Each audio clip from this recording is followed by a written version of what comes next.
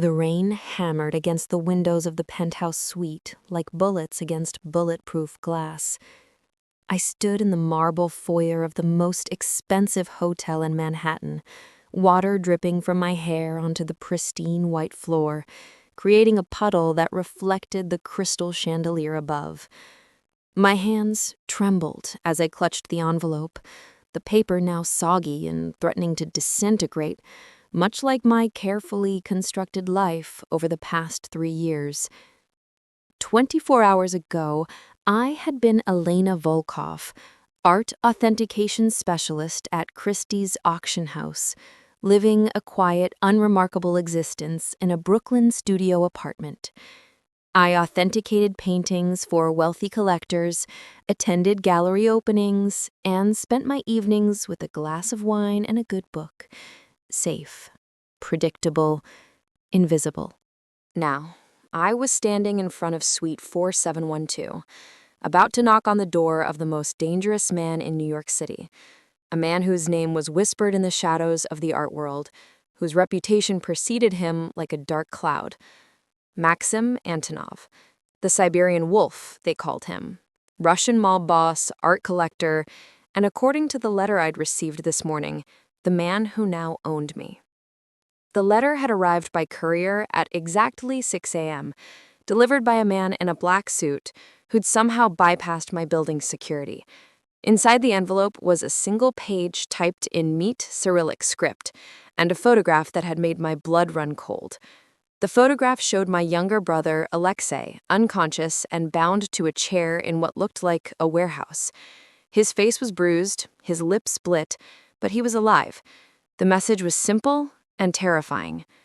Your brother borrowed $300,000 from people he shouldn't have. He has 72 hours to repay it, or he dies. You have something I want. Come to the Peninsula Hotel, Suite 4712, tonight at 8 p.m. Come alone. Bring the Caravaggios authentication report. Do this, and your brother lives. Refuse, and you'll be identifying his body by the end of the week. It was signed with a single initial, A. I'd spent the day in a state of controlled panic, my mind racing through options I didn't have. Call the police? And tell them what? That my brother had gotten involved with the Russian mob? That would only speed up his death sentence. Run? Where would I go that Antonov couldn't find me? The man had resources that made the FBI look like mall security. No, there was only one option. I had to face him. The Caravaggios report. That's what he wanted. 3 months ago, a painting had come through Christie's. Allegedly a lost Caravaggios worth an estimated $50 million. I'd been assigned to authenticate it, and what I discovered had nearly cost me my job. The painting was real, legitimately a Caravaggios from his later period, but its provenance was a fabrication. The documents tracing its ownership back through the centuries had been expertly forged. More importantly, I'd discovered that the painting had been stolen from a private collection in St. Petersburg in 1994, during the chaos following the Soviet Union's collapse. I'd reported my findings to my supervisors, who had quietly killed the auction and returned the painting to its consignor, a shell company registered in the Cayman Islands. The official report stated only that authentication was inconclusive, but I'd kept my real findings: documentation of the forgeries, proof of the theft, insurance records from the original Russian owner. I'd kept it as insurance, never imagining I'd actually need it. Now, apparently, Maksim Antonov wanted that documentation, and he was willing to trade my brother's life for it. I raised my hand and knocked 3 times on the polished mahogany door. For a moment there was silence, and I wondered if this was all some elaborate hoax, if I'd misunderstood something fundamental. Then I heard footsteps, measured and unhurried, approaching from inside. The door opened to reveal a man in his late 30s, tall and lean, with the kind of face that belonged on a magazine cover rather than a wanted poster. Dark hair swept back from a high forehead, sharp cheekbones, a jaw that looked carved from granite, and eyes the color of Arctic ice. He wore a perfectly tailored charcoal suit, white shirt unbuttoned at the collar. No tie. Expensive, understated, predatory. "Miss Volkov," he said, my name sounding different in his voice, the Russian accent subtle but unmistakable. "You're late. It's 8:04. "I was early," I replied, surprising myself with the steadiness of my voice. "I spent 4 minutes downstairs gathering my courage." A ghost of a smile touched his lips. "Honest. I appreciate that." He stepped aside, gesturing into the suite. "Please, come in. We have much to discuss." I walked past him, acutely aware of his presence, of the faint scent of his cologne, something expensive and woody that probably cost more than my monthly rent. The suite was enormous, easily 2,000 square feet, with floor-to-ceiling windows offering a view of Central Park glittering with lights below. Modern furniture, minimalist decor, and on the walls, original artwork that made my authenticator's eye twitch with recognition. A Rothko, a small Picasso sketch, and was that a Rembrandt drawing? "You have good taste," I said, moving to the Rembrandt for a closer look. "I collect beauty," he replied, and I felt his eyes on me rather than the artwork. "In all its forms." I turned to face him, clutching my soggy envelope tighter. "Where is my brother?" Maxim moved to a bar cart and poured 2 glasses of vodka, the good kind, crystal clear and probably imported from Russia at considerable expense. "He's safe. Uncomfortable, perhaps, but unharmed." He held out one of the glasses to me. "For now." I took the glass but didn't drink. "I want proof of life." He pulled a phone from his pocket, tapped the screen a few times, then turned it to face me. The video showed Alexei in the same warehouse from the photograph, but this time he was awake, his eyes wide with fear. A man's voice, off camera, asked him what day it was. "Tuesday," Alexei whispered. "Tuesday, October 17th. The video ended. "Today's date. Satisfied?" Maxim asked, pocketing the phone. I nodded, my throat tight. "What do you want from me?" He gestured to his seating area, 2 leather sofas facing each other across a glass coffee table. "Sit. Let's be civilized about this." "Civilized?" I echoed, but I sat, perching on the edge of the sofa, every muscle tense. "You kidnapped my brother? You're blackmailing me. There's nothing civilized about any of this." Maxim sat across from me, completely at ease, and sipped his vodka. "Your brother made a choice to borrow money he couldn't repay. He made another choice to gamble it away in my casino." His expression hardened slightly. "Those were his choices, Miss Volkov, not mine. I'm simply a businessman collecting a debt." $300,000? I don't have that kind of money. "I know, which is why we're here." He set down his glass and leaned forward, elbows on his knees, his gaze intense. "The Caravaggios report. You brought it?" I held up the envelope. Everything I found. The forgeries, the theft documentation, the original insurance claims. Proof that the painting was stolen property. And if that proof were to disappear, if Christie's records were to be corrected to show the painting as authentic with legitimate provenance, that painting could be sold at auction for its full value. $50 million, I said, understanding dawning. "You own the painting. The shell company in the Caymans, that's yours." He smiled, a wolf smile, all teeth and no warmth. "You are as intelligent as your reputation suggests. Yes, the painting is mine, acquired, shall we say, through complex channels during Russia's transition period. I've been waiting 20 years to monetize it properly. Your discovery 3 months ago complicated matters considerably." "So you want me to destroy my findings and authenticate the fake provenance?" I said flatly. "No," he corrected. "I want you to never have made those findings in the first place." He reached into his jacket and pulled out a flash drive, setting it on the table between us. "This contains corrected files, backdated to match your original submission timeline. You'll upload these to Christie's servers, replacing your actual findings. The external hard drive with your personal copies will be destroyed, and you'll forget this painting ever crossed your desk. And if I do this, my brother goes free? Your brother's debt will be forgiven in full. Maxim's eyes never left mine. He'll be released unharmed within the hour. I stared at the flash drive, at the physical manifestation of a choice that would change everything.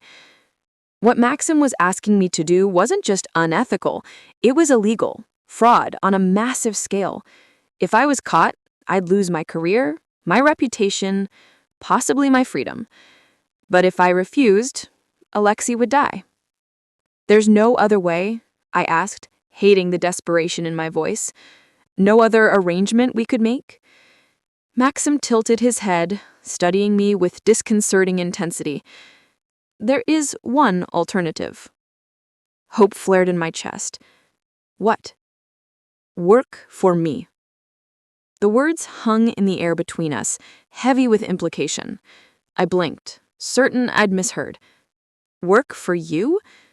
He stood, moving to the windows, his hands in his pockets, looking out at the glittering city below. I own many things, Miss Volkov. Restaurants, nightclubs, real estate, and a considerable collection of fine art. Much of that art needs authentication, appraisal, sometimes creative provenance. Your skills would be valuable to me. You want me to be your in-house forger? I said, the reality of what he was proposing settling over me like a shroud. I want you to be my curator, he corrected, my authenticator, my expert. Some of the work would be entirely legitimate. Some would require discretion and flexibility.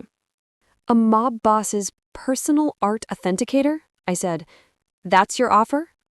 For 6 months, he said. 6 months of your time, your expertise, your discretion. In exchange, your brother's debt is forgiven, and he lives. You'll be compensated generously, of course, say $50,000 a month, plus expenses. $300,000, exactly the amount of Alexei's debt. The symmetry was deliberate, I realized. Maksim Antonov did nothing by accident. And after 6 months? After 6 months, our business is concluded. You return to your life at Christie's with a considerably healthier bank account and a brother who's learned an expensive lesson about gambling. I wanted to say no. Every instinct I had screamed that getting involved with Maksim Antonov, even temporarily, was a mistake I'd regret for the rest of my life. But what choice did I have? Destroy evidence and commit fraud once, or work for him for 6 months, during which I'd have time to figure out how to extricate both Alexei and myself from this nightmare. Neither option was good, but one gave me time. I'll do it, I said quietly. 6 months. But I have conditions. His eyebrow rose slightly. You're in no position to make demands, Miss Volkov. You need me, I countered, finding courage in desperation. You could have hired any number of corrupt authenticators to falsify that Caravaggios provenance, but you came to me specifically because my reputation is spotless. If I'm going to be your curator, if I'm going to authenticate your collection, you need me to maintain that reputation, which means we do this my way. To my surprise, he smiled, a genuine smile that transformed his face, making him look younger, almost boyish. Go on. First, my brother goes free tonight, immediately, and you leave him alone. No retaliation, no further contact. His debt is completely forgiven. Agreed. Second, my work for you will be done remotely as much as possible. I maintain my position at Christie's. To the outside world, nothing changes about my life. Maxim considered this, then shook his head. Unacceptable. Some of my collection is stored in locations that require your physical presence. Some consultations must be done in person. You'll need to be available when I require you. Fine, I amended, but you give me reasonable notice. I can't just disappear from my job without explanation. 48 hours minimum notice for travel, he agreed, unless circumstances are urgent. Third, And this is non-negotiable, I said, my voice hardening. You don't touch me. This is a business arrangement. Nothing more. His eyes darkened, something unreadable passing across his face. Did you think I was propositioning you, Miss Volkov? Heat flooded my cheeks. I just want to be clear about the nature of our arrangement. Crystal clear, he said, his voice dropping lower, taking on an edge that sent an involuntary shiver down my spine. I don't mix business with pleasure, Elena. May I call you Elena? The use of my first name felt intimate, presumptuous, but I nodded. Good. He moved back to the sofa, sat down and picked up his vodka glass. Then we have an agreement. 6 months, starting tonight. Your first assignment is simple. He nodded toward the flash drive. Upload those files to Christie's servers. By morning, the Caravaggios provenance will be clean, and the auction can proceed. And my brother? He pulled out his phone and typed a brief message. Released within the hour. A car will take him home. He looked up at me. I suggest you call him in exactly 90 minutes to confirm. How do I know you'll keep your word? You don't, he said simply. But consider this. I'm a businessman, Elena. My word is my currency. If I fail to honor agreements, I lose the trust that allows me to operate. Killing your brother after you've agreed to work for me would be counterproductive and bad for business. The logic was sound, in a terrifying way. Maksim Antonov operated in a world where reputation and fear were tools as important as money and violence. If he broke his word to me, others would hear about it, and his ability to make future deals would be compromised. I stood, my legs unsteady but holding. I need to go home, upload the files, and wait for my brother's call. Of course, Maksim stood as well, towering over me despite my heels.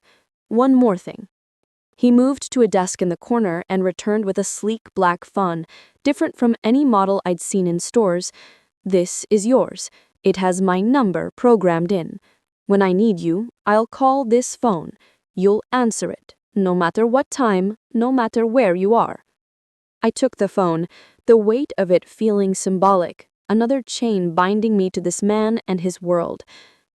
Welcome to my organization, Elena Volkov, he said, extending his hand. I shook it, his grip firm and warm, his eyes holding mine. As I turned to leave, he spoke again. Elena. I looked back. Don't try to run. Don't try to go to the authorities. Don't try anything foolish. His expression was pleasant, almost friendly, but his eyes were ice. I'm giving you a chance to save your brother and earn a considerable sum of money. But if you betray me, there's nowhere in this world you can hide. Do we understand each other? Perfectly, I whispered. Excellent. He smiled. I'll be in touch soon. Oh, and Elena, wear comfortable shoes to our next meeting. We'll be doing a lot of walking. I didn't remember much about the cab ride home, my mind numb with shock and fear, and the beginnings of a headache that promised to be spectacular. My studio apartment had never looked smaller or more pathetic than it did when I stumbled through the door at 9:30 p.m. I sat at my desk, opened my laptop, and stared at the flash drive Maksim had given me. This was it. The point of no return. Once I uploaded these files, I was complicit. Once I crossed this line, there would be no going back to my simple, safe life. But Alexei, my baby brother, who'd always been reckless, always made terrible decisions, but who'd been there for me when our parents died, who'd held my hand at their funeral when I was 19 and he was 16, who'd called me Elena Bear since he was 3 years old and couldn't pronounce my full name. I plugged in the flash drive. The files were sophisticated, expertly crafted. Whoever had created them knew Christie's internal systems intimately. The forged provenance documents were perfect, aged paper and ink that would pass any but the most rigorous testing. historical ownership records that traced the Caravaggio back through private collections in Italy, France, and finally to a Russian aristocrat who'd allegedly sold it just before the revolution. It was beautiful work. Completely false, but beautiful. I uploaded the files, deleted my original findings, and then, following instructions on a text file included on the drive, made the changes appear to have been entered 3 months ago. The timestamp manipulation required administrative access I shouldn't have had, but apparently Maksim had people inside Christie's who'd provided the necessary passwords. When it was done, I pulled out the flash drive, snapped it in half, and flushed the pieces down the toilet. Then I opened a bottle of wine, poured a large glass, and waited. At exactly 10:30 p.m., my regular phone rang. Alexei's number. Elena? His voice was shaky, hoarse, but alive. Oh God, Elena, I'm so sorry. I'm so fucking sorry. Are you hurt? I demanded, tears streaming down my face. Alexei, are you okay? I'm fine. Bruised, but fine. They just dropped me off at my apartment. He was crying now, too. What did you do? What did you promise them? Don't worry about it, I said, wiping my eyes. It's handled. The debt is forgiven. Elena, no. Whatever you agreed to, you need to get out of it. These people, they're dangerous. It's done, Alexei. I cut him off. It's done and you're safe. That's all that matters. What did it cost you? I closed my eyes. 6 months of my life, maybe my soul, but you're alive, so it was worth it. We talked for another hour, Alexei alternating between apologies and trying to extract details about my arrangement with Maksim. I gave him nothing. The less he knew, the safer he'd be. Finally, I convinced him to get some sleep, made him promise to stay away from casinos, and hung up. I finished the bottle of wine, took a long shower, and crawled into bed. But sleep wouldn't come. Every time I closed my eyes, I saw Maksim Antonov's ice blue stare, heard his voice saying, "Welcome to my organization." What had I just gotten myself into? The black phone rang at 6 a.m., 3 days later. I was in the middle of my morning coffee, reading the New York Times, trying to pretend my life hadn't fundamentally changed. The sound was different from my regular phone, a low, insistent buzzing that made my stomach clench. Yes, I answered, my voice still rough with sleep. Good morning, Elena. Maxim's voice was crisp, alert, as if he'd been awake for hours. I trust you slept well. Well enough. Excellent. I need you today. A piece has come into my possession that requires immediate authentication. Ikara will pick you up at 9 a.m. I glanced at my calendar, which showed 3 appointments at Christie's. I have work today. Call in sick. This is more important. The line went dead. I stared at the phone, anger bubbling up to replace the fear. This was how it was going to be then. Maksim Antonov snapping his fingers and me jumping. But I'd agreed to this. I'd made a deal, and now I had to live with it. I called my supervisor, feigning a stomach bug, then dressed carefully. Comfortable shoes, Maksim had said. I chose dark jeans, a simple black sweater, and flat leather boots. Professional, but practical. I pulled my dark hair into a ponytail and applied minimal makeup. At exactly 9 a.m., a black SUV with tinted windows pulled up in front of my building. The driver, a mountain of a man with a shaved head and a scar running down his left cheek, didn't speak. He simply opened the rear door and waited for me to get in. The drive took us out of Brooklyn, over the Brooklyn Bridge, through Manhattan, and finally to the Upper East Side. We stopped in front of a limestone townhouse on East 72nd Street, the kind of property that sold for $50 million if it ever came on the market. The driver opened my door and gestured toward the entrance. I climbed the steps and rang the bell.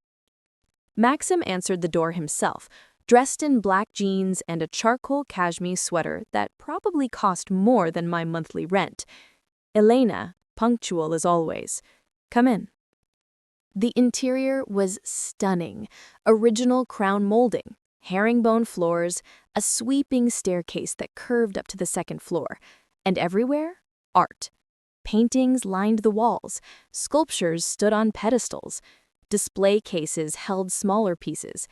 It was a private museum, a collection worth tens, possibly hundreds of millions of dollars. "This is your home?" I asked, unable to hide my surprise. "One of them."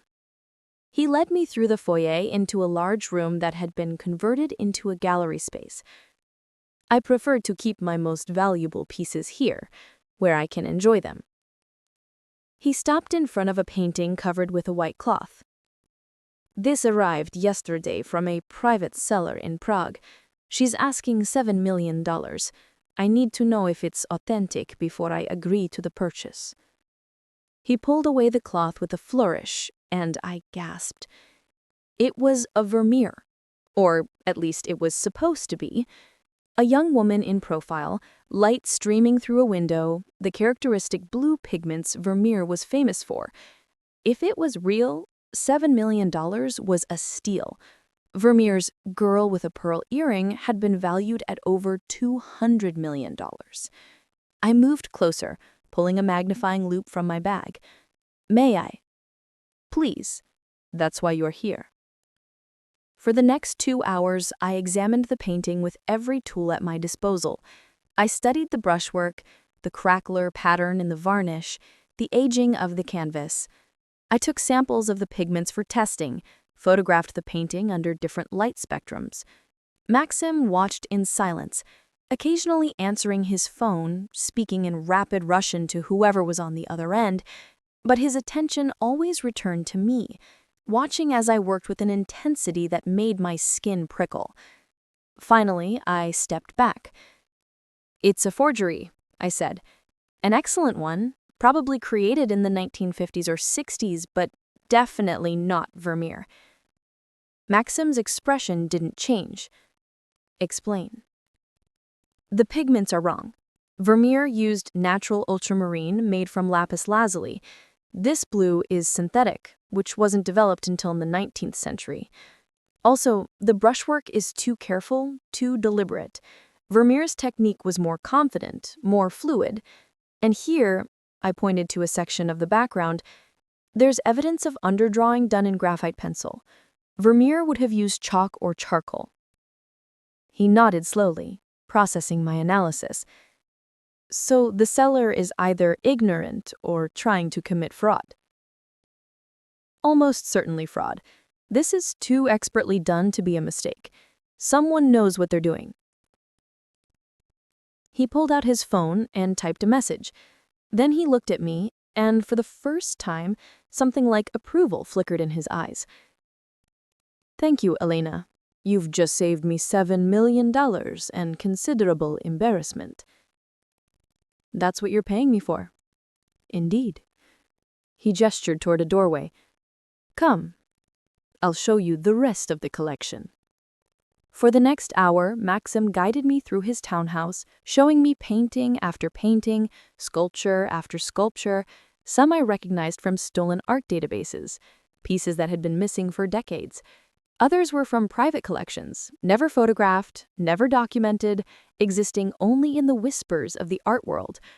It was breathtaking and horrifying in equal measure. Every piece was beautiful, museum quality, priceless, and most of them had been acquired through theft, fraud, or worse. "This is what you want me to curate?" I asked, as we stood in front of a Monet that should have been in a museum in Paris. "All of this?" "This and more." He turned to face me. "I've spent 20 years building this collection, Elena. But I'm a businessman, not an expert. I need someone who can authenticate pieces before I acquire them, who can advise me on value and provenance, who can help me avoid forgeries like that Vermeer."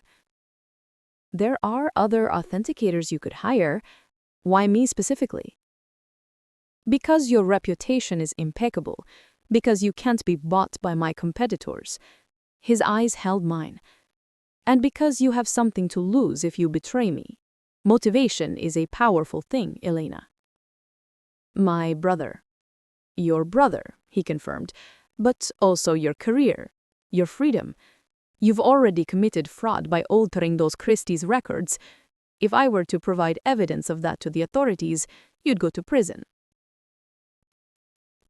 I felt the trap closing in on me, the full weight of what I'd agreed to. So, I'm not just working for you. You're my prisoner?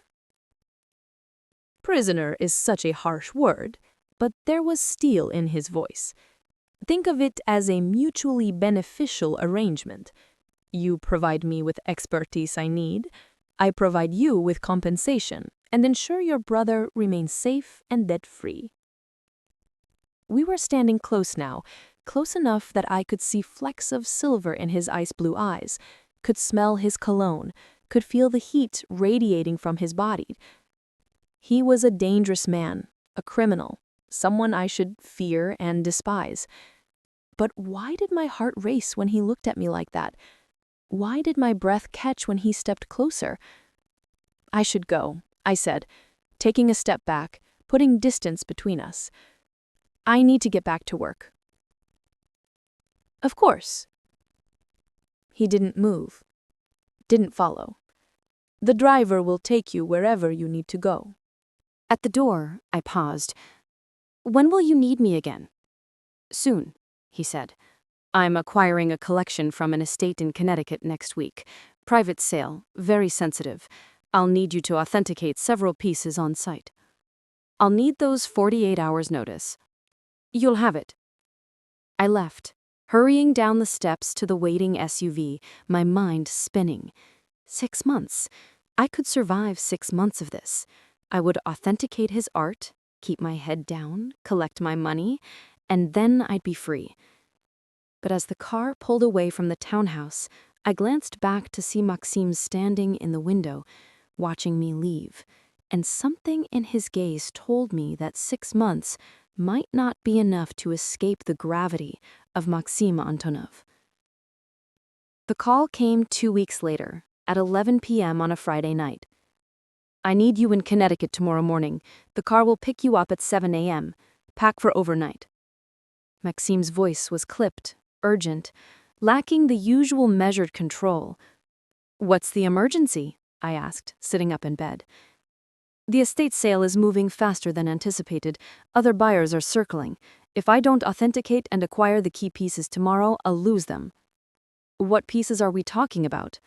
A private collection. The owner was a hedge fund manager who made his fortune in the 90s and early 2000s. He died 3 months ago. No children, and his estate is being liquidated by his nephews, who care more about cash than art. My sources tell me there's a Titian, possibly a Raphael sketch, and a Caravaggio. Another Caravaggios, I said. You have a thing for him. I have a thing for artists who understood the nature of light and shadow, he corrected. Caravaggios lived in the darkness, painted in the darkness, died in the darkness. His work speaks to me. There was something in his voice, a vulnerability I hadn't heard before. I studied him across the table, this dangerous man who spoke about art with genuine passion. What drew you to collecting? He was silent for a long moment, his eyes on the distant horizon. My father was a professor of art history in Moscow, before everything changed, before the Soviet Union fell apart. He took me to the Hermitage when I was a child, showed me Rembrandts and Rubens, told me stories about the artists and their lives. He made me understand that art was more than pretty pictures. It was humanity's attempt to capture something immortal. His expression darkened. Then the government collapsed. My father lost his position. We lost everything. By the time I was 15, he was dead, and I was on the streets, doing whatever I had to do to survive. I'm sorry, I said quietly. Don't be. Those years made me who I am. They taught me that the world doesn't care about your education or your refinement or your appreciation for beauty. The world respects only power and money. So I acquired both. His eyes met mine, and then I used them to reclaim what was taken from me. Every painting in my collection is a victory, Elena. A piece of beauty saved from obscurity, or, in some cases, retrieved from those who don't deserve to own it. Like the Caravaggio you're laundering through Christie's? Exactly like that. That painting was stolen from a Russian museum during the chaos of the 90s, sold to Western criminals for a fraction of its value. I've spent 20 years tracking it down. Now it's mine, and I'll sell it for what it's worth, and the money will fund scholarships for Russian art students.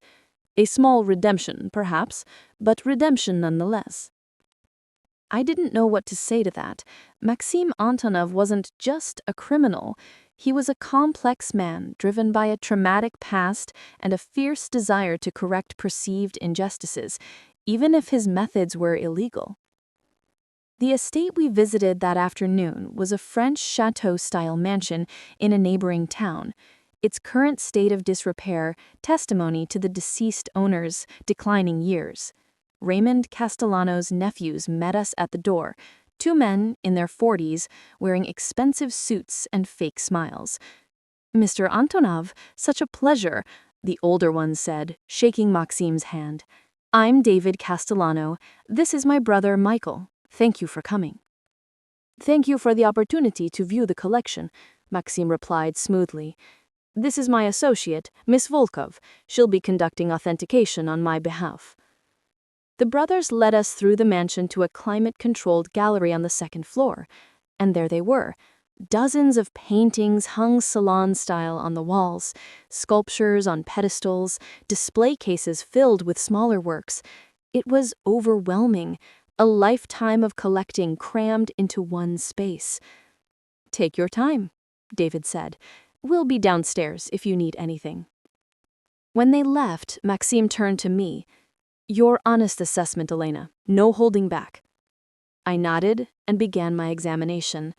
For the next 3 hours, I moved through the collection with methodical precision, while Maksim followed silently, watching me work. The Titian was authentic, a small but exquisite portrait from his later period. The supposed Raphael sketch was actually by a talented student, valuable but not Raphael himself. And the Caravaggio, a dramatic rendering of Judith beheading Holofernes, made my breath catch. "It's real," I whispered, staring at the brutal beauty of it. "Late period, probably painted in Naples. Maxim, this is extraordinary." He moved beside me, so close our shoulders almost touched. "Value? Conservatively? 40 million? At auction, possibly 60 if the right collectors are bidding. And these others." He gestured to several paintings I'd marked with small adhesive tabs. "All authentic. The Vermeer landscape, the Rembrandt self-portrait, the 3 Venetian school paintings. You're looking at over $150 million in legitimate art." His hand found the small of my back, a gesture that was becoming familiar. "And the rest? Forgeries or misattributions. Competent work, but not what they're claimed to be. Then we take the 11 pieces you've identified. I'll make an offer for them as a lot." "They won't sell them as a lot," I said. "They'll want to auction everything." "Everyone has a price, Elena." His voice was confident, final. "Trust me." Negotiations took another 2 hours. Maxim offered $20 million cash for the 11 pieces I'd authenticated, to be paid within 48 hours. The Castellano brothers initially refused, citing potential auction values, but Maxim was patient, pointing out the costs of authentication, insurance, auction, house fees, and the risk that some pieces might not sell. Finally, he made his closing argument.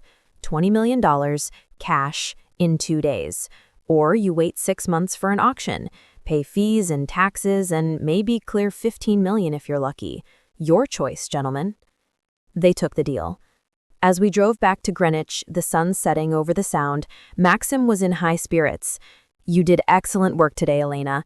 That Caravaggio alone is worth twice what I'm paying for the entire lot." "I should feel guilty about that," I said. "Those men don't know what they're giving up." "Those men are greedy fools who see their uncle's life's work as nothing but a liquidation opportunity." He glanced at me. The art will be better cared for in my collection than it would be scattered across auction houses to the highest bidder. Is that how you justify it? I don't need to justify anything. His voice hardened slightly. I pay my debts, I honor my agreements, and I protect what's mine. That's more than most people can say. We lapsed into silence for the remainder of the drive. At the Greenwich estate, Maxim showed me to a guest room that was larger and more luxurious than my entire apartment. A 4-poster bed, sitting area, balcony overlooking the Sound, and an ensuite bathroom with a soaking tub. "Dinner is at 8, he said from the doorway. "Dress casually. It's just us." Just us. The words sent an unwelcome flutter through my stomach. I showered and changed into the only remotely nice clothes I'd packed, dark jeans and a silk blouse. When I came downstairs, I found Maxim on the terrace, the table set for 2, candles flickering in the evening breeze. "This is too much," I said, uncomfortable with the intimacy of the setting. "Nonsense. We're celebrating a successful acquisition." He pulled out a chair for me. "Please, sit." Dinner was prepared by his chef, multiple courses of exquisitely prepared food paired with wines that probably cost more than my monthly salary. We talked about art, about authentication techniques, about famous forgeries throughout history. Maxim was educated and passionate, his knowledge impressive for someone who wasn't a professional in the field. "Your father would be proud," I said during a pause in the conversation, "of what you've built, your collection." His expression shuddered. "My father would be horrified by what I've become." "You don't know that." "I do." He drained his wine glass. "He was a good man, Elena. Ethical, principled, everything I'm not.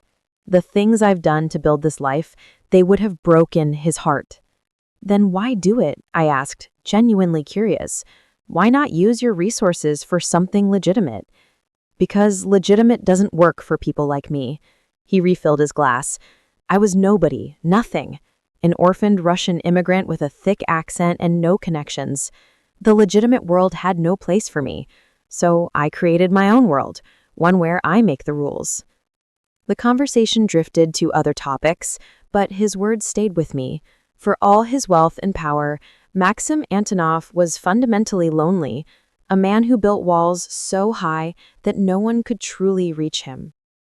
As the evening wore on and the wine flowed, I found myself relaxing, laughing at his stories, sharing some of my own. When he spoke about a painting, his face would light up with genuine enthusiasm, making him seem less dangerous, more human. "It's late," I said finally, noting the time. "Nearly midnight. I should go to bed." "Of course." He stood as I did, ever the gentleman despite his criminal nature. "Thank you for today, Elena, for your work and for the company." I nodded and turned to go, but his voice stopped me. "Elena." I looked back. "I know this arrangement isn't what you would have chosen. I know you're here because I forced your hand, but I want you to know that I appreciate your professionalism, your expertise, and your integrity." "Integrity," I repeated, unable to keep the bitterness from my voice. "I'm helping you launder stolen art. There's no integrity in that." "You're saving your brother," he corrected. "That's the most honest form of love I know." The words hung between us, heavy with meaning.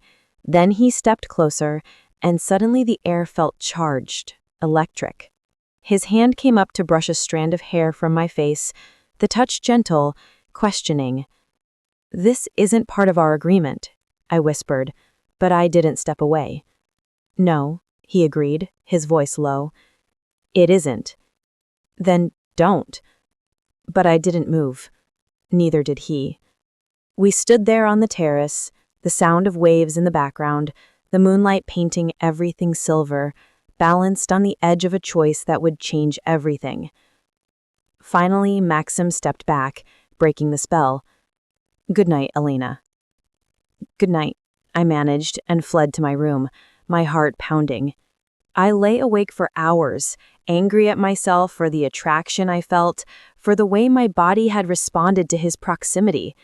He was a criminal. He was blackmailing me. He was dangerous. But he was also brilliant, passionate, and beneath all that ice, I sensed a loneliness that mirrored my own. This was a problem, a serious problem. The next 3 months passed in a blur of authentication sessions, acquisitions, and increasingly complex feelings I refused to acknowledge. I fell into a rhythm, spending 2 or 3 days a week working for Maksim, the rest maintaining my cover at Christie's. The money accumulated in my account, far more than I'd ever earned legitimately. Alexei stayed clean, stayed away from casinos, and started attending Gamblers Anonymous meetings. He'd found a job at a tech startup, was rebuilding his life. Every time I saw him, healthy and safe, I told myself the compromise was worth it. But something was shifting between Maksim and me. The professional distance we'd maintained was eroding, worn away by long conversations over dinner, by shared laughter over obscure art world gossip, by moments when our eyes would meet and hold a beat too long. He never pushed, never crossed the line I'd drawn, but the tension built with each interaction, an unspoken awareness that grew harder to ignore. In month 4, everything changed. Maksim called late on a Thursday night, his voice tight with a tension I'd never heard before. "I need you, now. There's a situation." "What kind of situation?" "Just come. The driver is already on his way to your apartment." 20 minutes later, I was in the back of the SUV, speeding toward the Manhattan townhouse. When I arrived, Maksim met me at the door, and I was shocked by his appearance. His hair was disheveled, his shirt partially unbuttoned, and there was blood on his sleeve. "My God, are you hurt?" I asked, reaching for him instinctively. "It's not my blood." He pulled me inside, locked the door, engaged multiple security systems. "Come with me." He led me to a room I'd never seen before, a study behind a hidden door in the library. Inside, a man sat bound to a chair, his face bruised and bloodied, conscious but barely. I recognized him immediately. Elio Ferrero, one of Maksim's business associates, someone I'd met at a gallery opening weeks earlier. "What is this?" I demanded, my voice shaking. "Maksim, what have you done?" What I had to. His eyes were hard, colder than I'd ever seen them. "Ferrero betrayed me. He's been working with the FBI, feeding them information about my operations." "So you kidnapped him? Tortured him?" "I'm protecting my organization, protecting you." His hands gripped my shoulders. "If Ferrero talks, everyone goes down, including you, Elena. You've been authenticating stolen art for months. You think the FBI will believe you were coerced?" My blood ran cold. He was right. I'd crossed so many lines, committed so many crimes. I was complicit. "Why am I here? What do you want from me?" "I want you to understand what's at stake." He forced me to look at Ferrero. "This is what happens to people who betray me. This is the world you're part of now." I jerked away from him, horror and anger warring within me. "I authenticate art, Maksim. I don't torture people." "No, you just enable those who do." His voice was harsh. "Don't pretend you're innocent in this, Elena. You took my money. You falsified records. You helped me acquire pieces you knew were stolen. You're not a victim anymore. You're an accomplice." The truth of his words hit me like a physical blow. He was right. Somewhere along the way, I'd stopped being a hostage to circumstances and become a willing participant in his criminal enterprise. "What are you going to do with him?" I asked, my voice barely audible. "What I have to protect everyone." "You're going to kill him." Maksim didn't answer, which was answer enough. "I can't be part of this," I said, backing toward the door. "I can't, Maksim. This is too far." "You're already part of it." He moved to block my exit. "You've been part of it since the moment you agreed to work for me." I felt trapped, the walls closing in. "Then let me go. Our agreement was 6 months. Let me finish out the time and I'll disappear. I won't talk to the FBI. I won't testify. I'll just vanish." Something flickered in his eyes. Pain, maybe, or regret. "You think I can let you go now?" After everything? You have to. I can't. His voice dropped to barely a whisper. Don't you understand, Elena? I can't let you go because somewhere along the way, you became more important to me than the art, than the business, than any of it. The confession hung in the air between us, raw and honest. Maxim, I started, but he cut me off. I know you feel it too, this thing between us. I see it in the way you look at me, in the way you smile when I call. You hate what I am, but you can't help being drawn to me anyway. I wanted to deny it, but I couldn't. He was right. Despite everything, despite the fear and the moral compromises and the knowledge of what he was capable of, I was drawn to him, had been from the beginning. This is insane, I whispered. Yes, he stepped closer, his eyes locked on mine. Completely insane. But tell me you don't feel it. Tell me I'm alone in this. I couldn't. I wouldn't lie to him, not about this. We stood there, the bound man forgotten, the blood and violence fading into the background. And when Maxim's hand cupped my face, when his lips finally met mine, I didn't pull away. The kiss was fierce, desperate, months of denied tension finally released. His hands tangled in my hair, pulled me closer, and I responded with equal hunger, all my resistance crumbling. When we finally broke apart, both breathing hard, reality came crashing back. What am I doing? I whispered, pressing my face to my hands. God, what am I doing? Surviving, he said simply. Living, choosing what you want instead of what you should want. I have to go, I said, needing distance, needing to think. I have to go, Maxim. This time, he let me pass. But as I reached the door, he spoke again. 6 months was never going to be enough, Elena, for either of us. I fled into the night, my heart pounding, my lips still burning from his kiss, knowing with terrible certainty that he was right. I didn't answer when Maxim called the next day, or the day after that. I threw myself into work at Christie's, trying to lose myself in the familiar routine. But everything felt different now, tainted by what I knew, by what I'd become.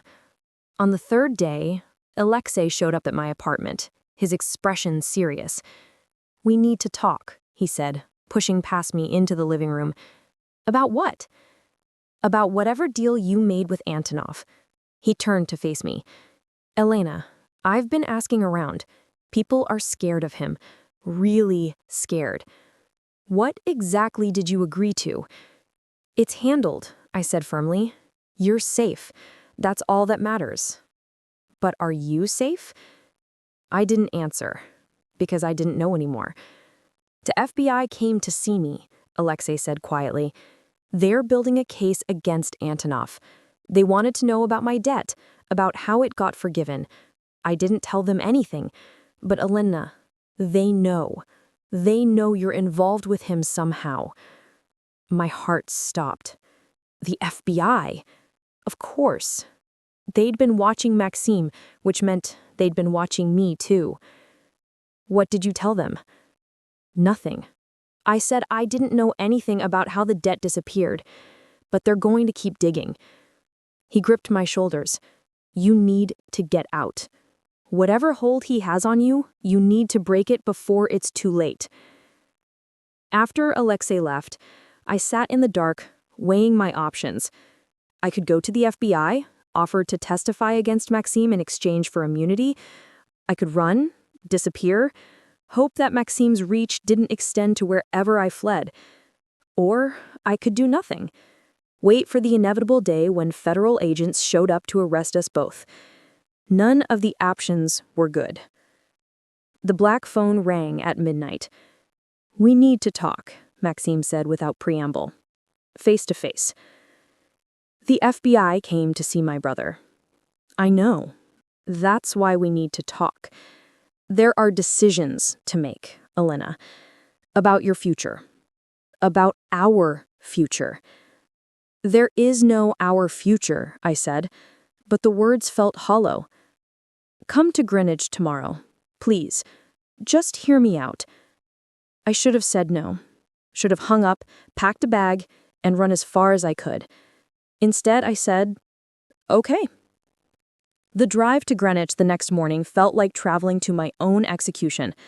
Every mile brought me closer to a decision I didn't want to make, a future I couldn't predict.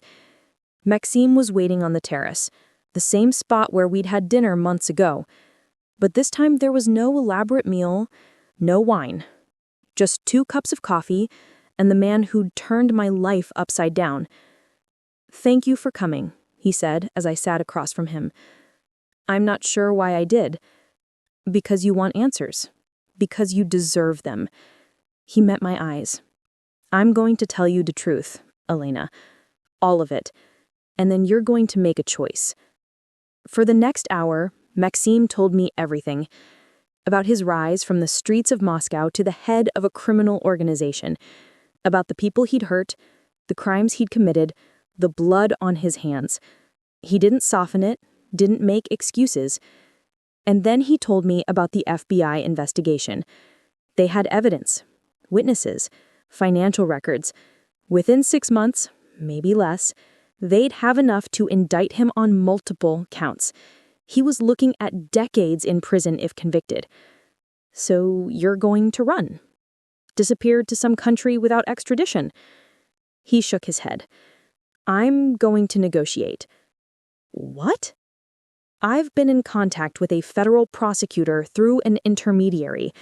I'm willing to provide information on my associates, on the larger network, in exchange for a reduced sentence and immunity for certain individuals." His eyes held mine. "Including you." The implication was staggering. Me? Why would you protect me? Because you were coerced. Because you're not a criminal, Elena. You're a good person who made impossible choices to save someone you love. His voice softened. "And because I love you." The confession should have felt manipulative, calculated, but the raw honesty in his eyes told me it was the truth. "You can't love me," I whispered. "You barely know me." "I know you better than you think. I know you're loyal, brilliant, and stronger than you believe. I know you look at art the way most people look at lovers, with passion and reverence. I know you sing to yourself when you work, that you drink your coffee black, that you have nightmares about your parents' death." His hand reached across the table, found mine. "I know that somewhere in these past 4 months, I stopped being your captor and started being something entirely different." Tears streamed down my face. "This is insane. We're insane." "Probably." He squeezed my hand. "But that doesn't make it less real." "What happens now? What's my choice?" "You can walk away. I've already arranged immunity for you. The FBI knows you were coerced. You'll testify that I blackmailed you, which is true, and you'll go back to your life. Your career will survive. You'll be free. And you? I'll take my deal. Serve my time, probably 5 to 7 years if the prosecutor keeps his word. When I get out, I'll start over. Legitimately this time." "Or," I asked, sensing there was more. "Or," he said slowly, "you wait for me." The words hung in the air between us, heavy with implication. "You're asking me to wait 7 years for a man I've known 4 months? A criminal who blackmailed me?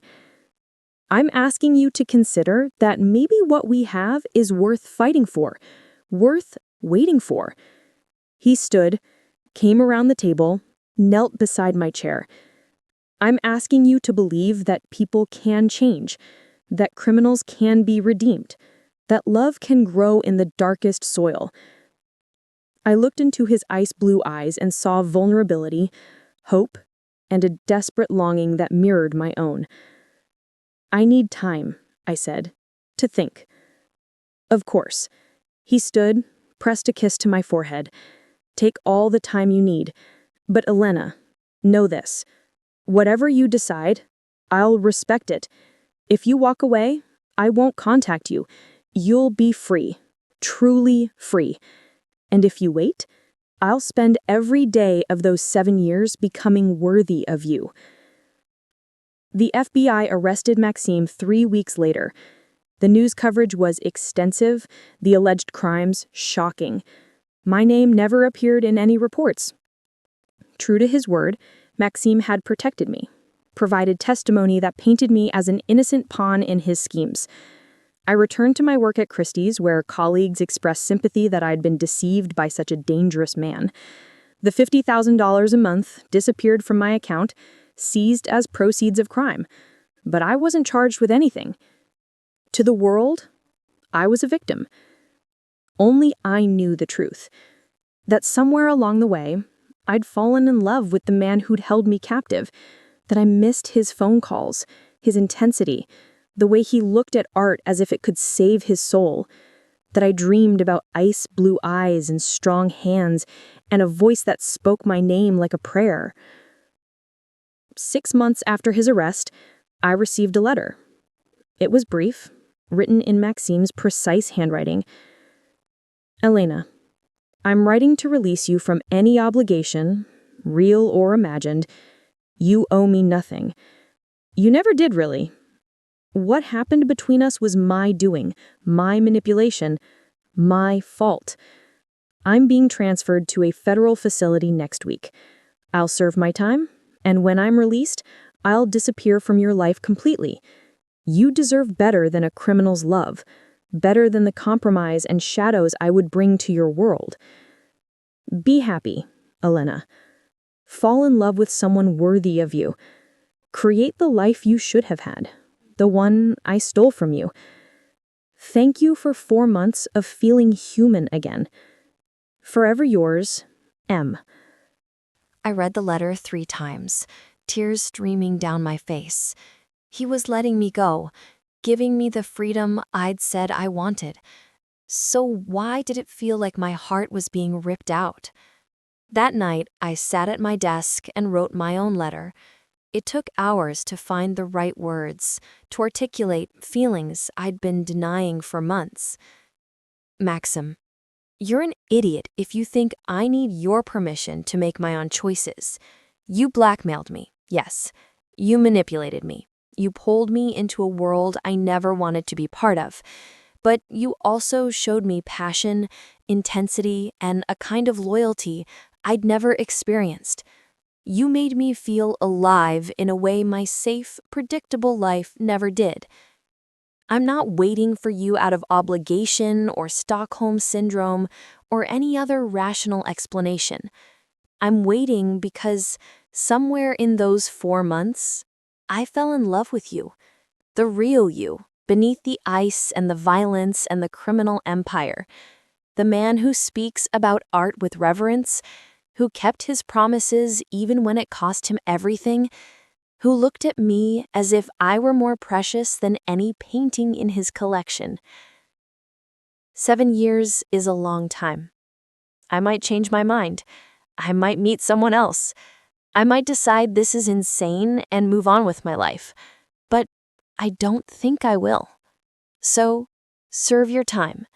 Become the man you want to be. And when you get out, if you still want me, I'll be here. Forever yours, E." I mailed it the next morning, before I could second-guess myself.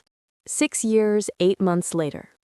The gallery opening in Tribeca was crowded, full of collectors and critics celebrating a new exhibition of recovered stolen art. I stood in front of a Caravaggio, a small piece depicting David with the head of Goliath, and felt a familiar flutter of recognition. Beautiful, isn't it? The voice came from behind me, deep and slightly accented. I'd imagined hearing it so many times that for a moment I thought I was hallucinating. But when I turned, he was there. Maksim Antonov, older, his dark hair touched with silver at the temples, his ice blue eyes warmer than I remembered. He wore a simple suit, nothing ostentatious, and there was a calm about him that hadn't existed before. You're early, I said, my voice shaking. They said 7 years. Good behavior. He smiled. Tentative. Uncertain. And a very good lawyer. We stared at each other, the crowd fading away, 6 years of letters and phone calls and aching loneliness crystallizing into this single moment. You came, he said finally. I told you I would. I didn't believe you. His hand reached out, cupped my face with heartbreaking gentleness. Who waits 7 years for a criminal? Someone who understands that people are more than their worst choices. I leaned into his touch. Someone who falls in love with impossible men. Is it still impossible? I don't know. Are you still a criminal? He shook his head. Legitimate businessman now. Art consultant, acquisition specialist, everything legal, properly documented, completely boring. Boring sounds good. Does it? I grabbed his lapels, pulled him close. It sounds perfect. When our lips met, it felt like coming home, like the end of a sentence that had lasted 7 years, like the beginning of something new. Around us, people stared, whispered. They saw a woman kissing a man at a gallery opening, nothing unusual. They didn't see the whole story. The blackmail and betrayal, the blood and violence, the impossible love that had grown in the darkest soil, and somehow, against all odds, bloomed. I love you, Maksim whispered against my lips. I never stopped. I know, I whispered back. Neither did I. We left the gallery hand in hand, walking out into the New York night, leaving behind the world of shadows and stolen art, of debts paid in blood and diamonds, of choices made in desperation that somehow led to love. It wasn't a fairy tale ending. There would be challenges ahead, questions to answer, trust to rebuild. But as Maksim's hand tightened around mine, as we stepped into the unknown future together, I knew one thing with absolute certainty. Sometimes the devil wears Armani, and sometimes, if you're very lucky, the devil learns to love.